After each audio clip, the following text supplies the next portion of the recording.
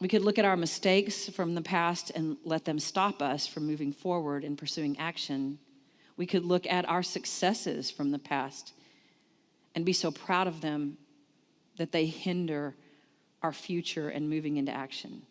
Paul has something to say about this in the book of Philippians as he's speaking to the people in the church of Philippi. What he says is that when it comes to the past, we need to be forgetful. We need to be forgetful. This is what he says in 13. I don't count myself to be apprehended, but one thing I do, forgetting those things which are behind and reaching forward to those things which are ahead. Forgetting those things which are behind. Paul says, I'm forgetting the past and I'm reaching toward the future. Now, this doesn't mean that Paul doesn't remember who he was and what kind of man he was before Jesus Christ changed him, but he doesn't let that past discourage him or defeat him.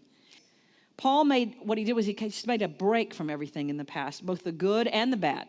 All of the religious successes that he'd experienced, all those achievements, all his virtuous deeds in ministry, he makes a break from that, as well as the sins and the missed opportunities and the tragic, disastrous events that he actually created. All of those things he lets go of because they do not control the present or the future.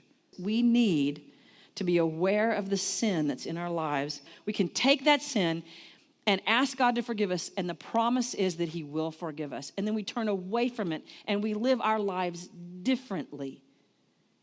So we need to be aware of the sin in our lives, confess it, and turn away from it.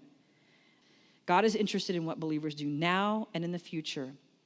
You see, Jesus even declared that no one, after putting his hand to the plow, looks back is fit for the kingdom of God.